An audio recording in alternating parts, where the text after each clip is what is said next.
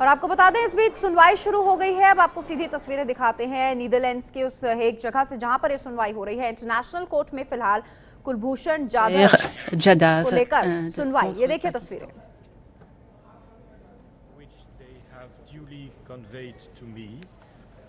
The Vice President and Judges Tomka, Benuna and Greenwood are unable to be present on the bench today. India's application, dated the 8th of May 2017, instituting proceedings against the Islamic Republic of Pakistan, concerns alleged violations of the Vienna Convention on Consular Relations. I quote, "In the matter of the detention and trial of an Indian national," end of quote, "sentenced to death in Pakistan, Mr. Kulbhushan Jadhav. To found the jurisdiction of the court, India relies on Article 36, paragraph 1 of the Statute of the Courts and on Article 1 of the Optional Protocol concerning the compulsory settlement of disputes which accompanies the Vienna Convention. I shall now ask the Registrar to read out the decision requested of the Court as formulated in the application of India. In the circumstances, India seeks the following reliefs. 1. A relief by way of immediate suspension of the sentence of death awarded to the accused. 2.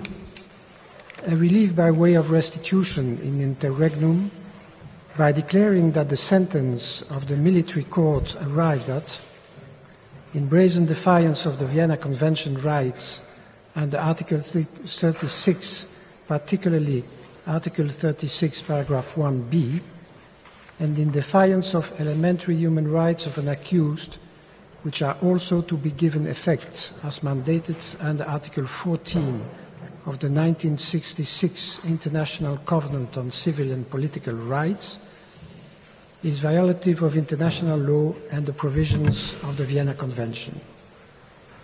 And 3, restraining Pakistan from giving effect to the sentence awarded by the military court and directing to take steps to annul the decision of the military court as may be available to it under the law in Pakistan.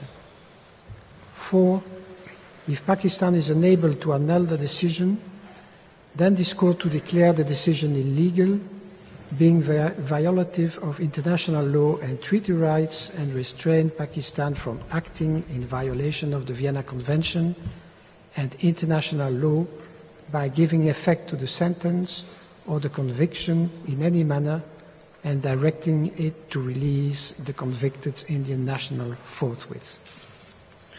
On the same day as the filing of the application, India submitted a request for the indication of provisional measures referring to Article 41 of the Statute of the Court and to Article 73, 74 and 75 of the Rules of Court. In that request, India states that the alleged violation of the Vienna Convention by Pakistan has prevented India from exercising its rights under the Convention and has deprived Mr. Jadhav from the protection accorded under the Convention. The applicant also submits that Mr. Jadhav, I quote, तो आपने सुना कि पहले court में पूरा ब्यौरा दिया गया जज की तरफ से कि ये पूरा मामला है क्या, और उसके बाद रजिस्ट्रार से कहा गया कि वो पढ़कर सुनाए कि इंडिया क्या चाहता है और पाकिस्तान ने क्या फैसला सुनाया है। फिलहाल ये सुनवाई शुरू हो गई है। दोपहर 1:30 बजे इसका वक्त था। इंटरनेशनल कोर्ट में भारत का पक्ष वरिष्ठ वकील हरीश साल्वे रखेंगे। इससे पहले एबीपी न्यूज ने बात की कुलभूषण की करीबी वंदना से। वंदना को उम्मीद है कि फैसला कुलभूषण और भारत के पक्ष में होगा। इंटरनेशनल कोर्ट ऑफ जस्टिस में कुलभूषण जाधव मामले पर महत्वपूर्ण सुनवाई होने जा रही है। देश के साथ साथ कुलभूषण जाधव के परिचित, जानने वाले, उनके पड़ोसी सभी दुआएं कर रहे हैं। हमारे साथ वंदना पवार जी हैं। वंदना जी, आप परिवार की करीबी हैं, कुलभूषण जाधव को अच्छी तरह से जानती हैं, आपका परिवार जानता है। किस तरह से आप लोग दुआएं कर रहे हैं? आज एक महत्वपूर्ण सुनवाई होने जा रही है। हाँ, आज हम लोग सुबह मंदिर में जाके उनके लिए प्रेयर किया है। आज अंतर्राष्ट्रीय कोर्ट में उनका सुनवाई चल रहा है, तो हम भगवान से प्रार्थना करते हैं कि पाकिस्तान को अच्छा बुद्धि दे दे कि उनके खिलाफ जो कुछ भी सबूत नहीं है, फिर भी उन्होंने तैयार किया है वो सबूत सब मिटा के अच्छा मान के उसको छोड़ दे। हम भगवान से ये रिक्वेस्ट करेंगे कि क्राइम जो उनके साथ में हुआ है उसको सब बदल के उनको अच्छा, गवर्नमेंट को अंतर्राष्ट्रीय कोर्ट में जो सुनवाई हो वो अच्छा ही हो और उनको छुड़ाने की जल्दी से जल्दी कोशिश हो। यही हम भगवान से प्रार्थना करते हैं। 8 मई को एक जो महत्वपूर्ण फैसला आया जिसके बाद में फांसी पर रोक लगा दी गई, आप लोगों को बहुत उम्मीद जगी होगी इससे।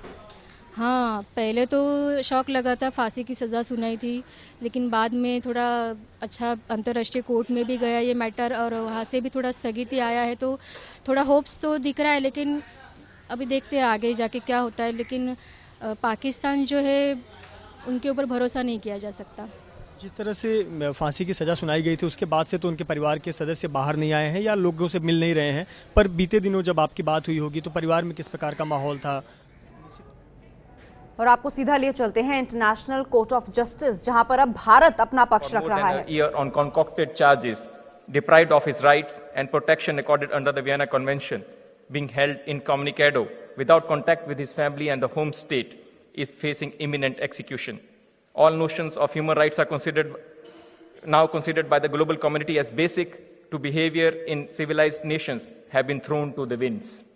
By this timely action by the President and the court, this institution has provided succor not just to India and to its beleaguered national and his family, but also has given hope to 1.25 billion people of India and hope to the old mother and father of the innocent Indian national that justice would be meted out to their innocent son. By this highest seat of justice and a precious life will be saved. Today, accompanied by my colleagues, I appear before the court on behalf of the Republic of India with the hope that the court would indicate provisional measures so that the death sentence which has been awarded to Mr. Jadhav through a farcical trial in a Pakistan military court in violation of the rights guaranteed to Mr. Jadhav and India under Article 36, Paragraph 1 of the Vienna Convention would be set aside and not carried out pending final decision of the court on India's application. I take this opportunity to introduce the members of my delegation. They are Mr. V.D. Sharma, co-agent, Mr. Harish Salve, counsel, Ms. Kajal Bhatt, advisor, Ms. Chetna Rai, junior counsel.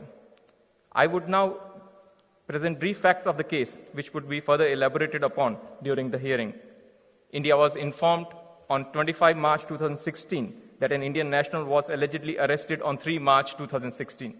India, on that very day, sought consular access to the said individual. The request did not evoke any response. On 30 March 2016, India sent a reminder reiterating the request for consular access at the earliest. Despite a number of such reminders for consular access sent by India, there has been no response and all these requests fell on deaf ears. Meanwhile, on 23 January 2017, India received from Pakistan a request for assistance in investigation process. Subsequently, on 21 March 2017, almost a year after India's first request for consular access, Pakistan formally communicated to India that consular access to Mr. Jadhav, I quote, shall be considered in the light of Indian side's response to Pakistan's request for assistance in the investigation process, unquote. India responded that consular access would be an essential prerequisite in order to verify the facts and understand the circumstances of Mr. Jadhav's presence in Pakistan.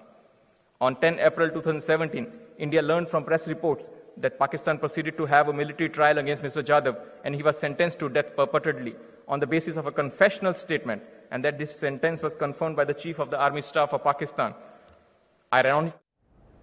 तो आप सुन रहे थे, भारत अपना पक्ष रख रहा है फिलहाल मजबूती के साथ। देखना होगा अब इंटरनेशनल कोर्ट ऑफ जस्टिस इसमें क्या फैसला सुनाता है। फिलहाल सुनवाई अभी शुरू हुई है 1:30 बजे ही। As an interrelated regime designed to facilitate implementation of the system of consular protection and set out again the scheme of Article 36.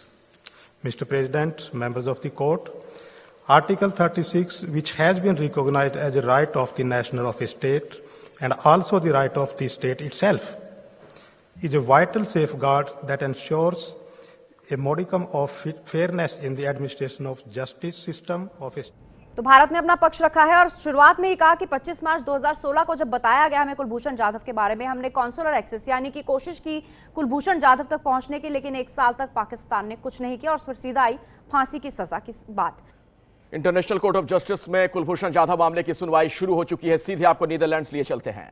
Measures must be concerned to preserve the rights which may subsequently be adjudged by the court to belong either to the applicant or to the respondent, without being obliged at this stage of the proceedings to rule on those rights. End of quote.